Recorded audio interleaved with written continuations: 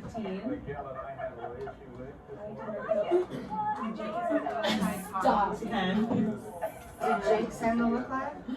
He sure 5, did. 4, 3, And it is 2, online. God bless. A minute and 4 seconds. Beautiful. Wow, it is foggy out Guys, I'm nervous.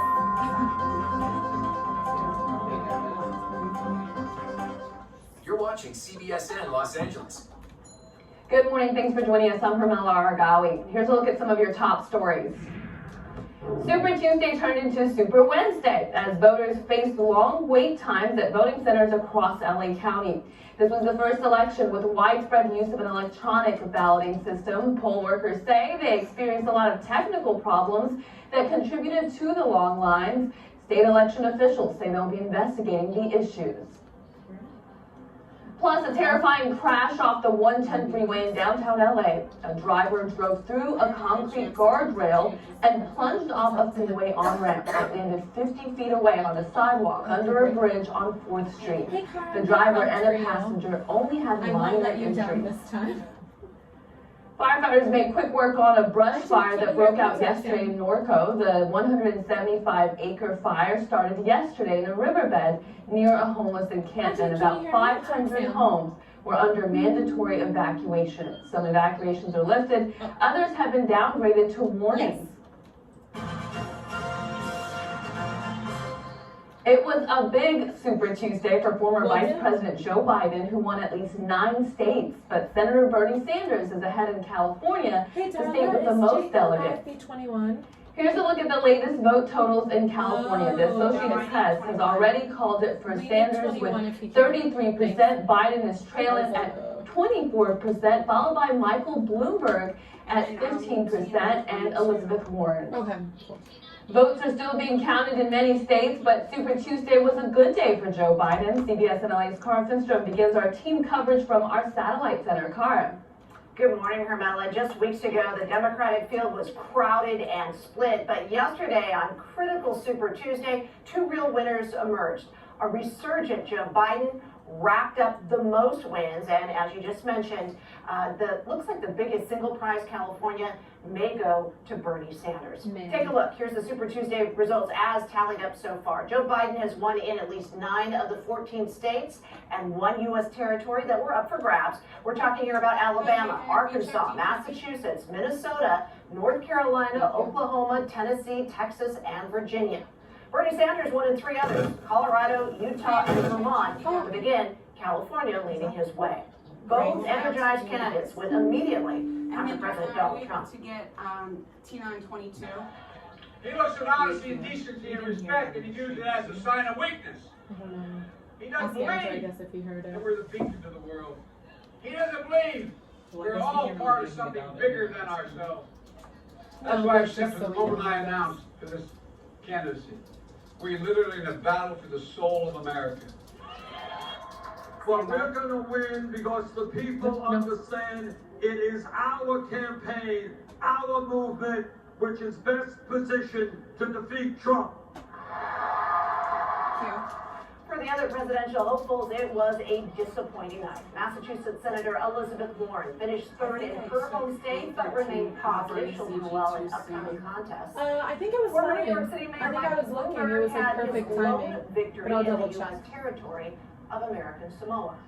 More than 30% of all pledged delegates available were at stake yesterday, but there is more to come. Next Tuesday, voters in 6 other states will be heading to the polls. Hermela, the primaries will take place at that point in those states, so lots of twists and turns still to come here.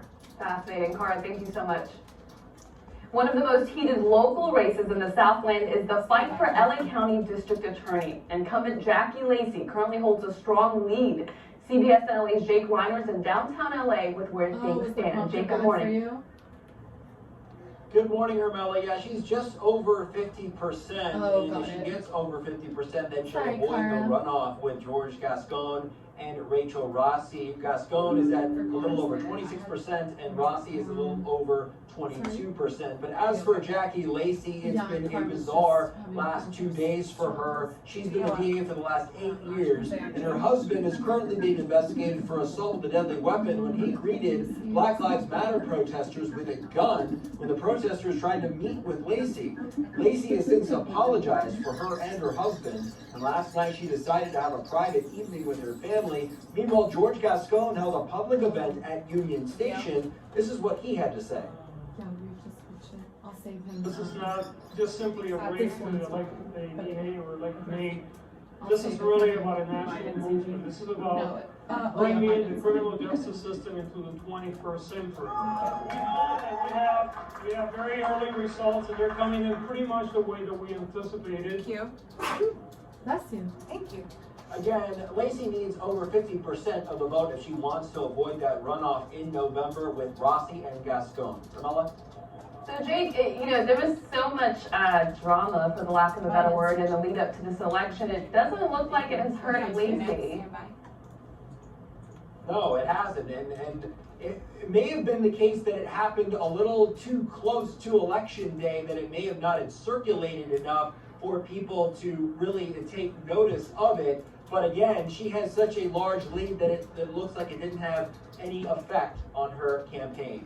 Fascinating. All right, Jake, thank you so much. One more thing. Let's get to your weather meteorologist, Alex Kristen's in the Weather Center tracking that. Hi, Alex. Hi, Carmela. Good Wednesday morning. Yeah, we'll start to see some changes today. One change you will notice is winds will be weaker as we are seeing Santa Ana winds weaken this morning. In fact, winds approaching weakly onshore. We don't have any wind advisories or high wind warnings to tell you about. Because of that, temperatures will be a few degrees cooler today, but still trending above average as we head into this afternoon. Currently downtown, 59 degrees, so a nice mild morning, and winds are calm at that area. All right, temperatures across Southern California, we are waking up to 40s and 50s east of the mountains in Lancaster, 37 degrees this morning, 38. Oh, yeah, let's do that. I'll let her know. Mountains, but for the most of us, waking up to 40s and 50s down north. So as we head into this afternoon, again, temperatures for the coast and the valleys will be slightly cooler than what we felt yesterday. That is all because we are seeing those weakening Santa Ana winds. So temperatures, though, will still be pretty warm. Mid-70s for the basin along the coast, lower 70s and upper 70s as well for the valleys and the Inland Empire. So do look for a pretty warm day here, but not as warm as what we felt yesterday. All right, heading into tonight, partly cloudy skies. Temperatures dropping down to the 50s, and what we're talking about, pretty warm temperatures for this time of year. We do have a cool down coming our way, plus some significant rain in the forecast. We'll talk about those details in just a few minutes. Back to you. This morning, the LA County Registrar County Clerks has announced semi-official results for the March 3rd primary. More than 1.1 million ballots were processed, with around nearly 21% of eligible registered voters casting ballots.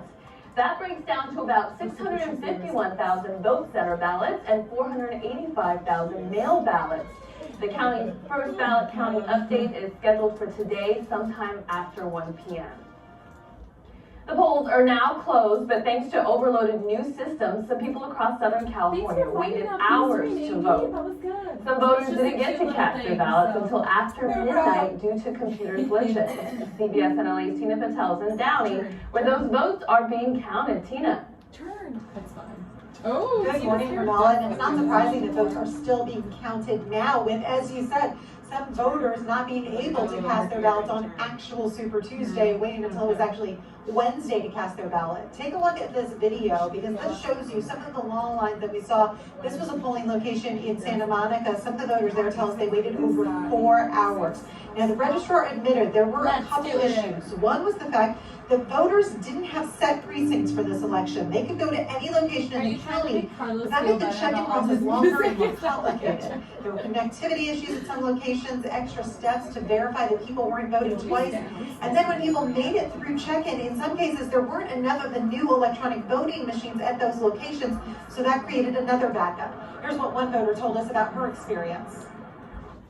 I waited altogether 4 hours. The mood outside, people are very kind and just talking to each other. A lot of people are on their phone. I just was on my phone watching shows, just trying to stay distracted.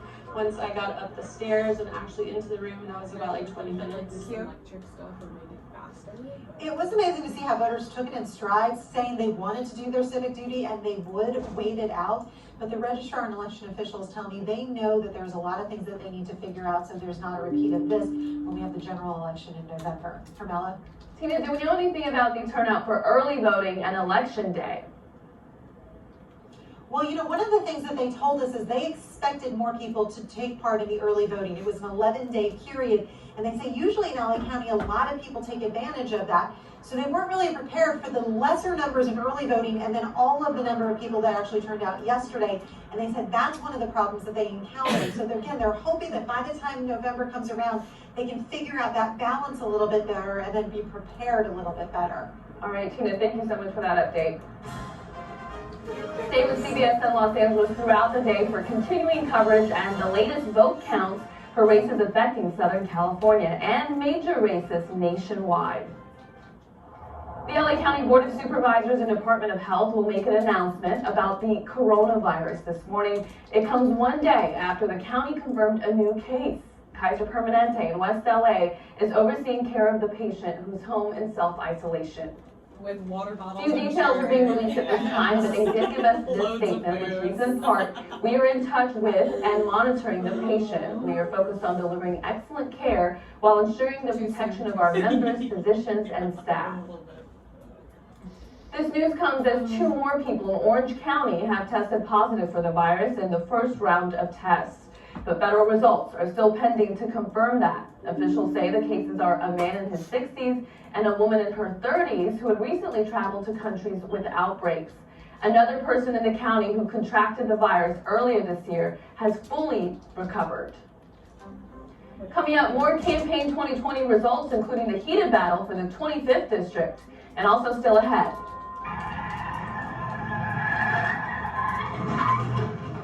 An arrest has been made in a violent Rage Road incident in the San Fernando Valley. You are streaming CBSN Los Angeles. Road rage, not rage road. Oh, did I write? Oh my God, did I write that?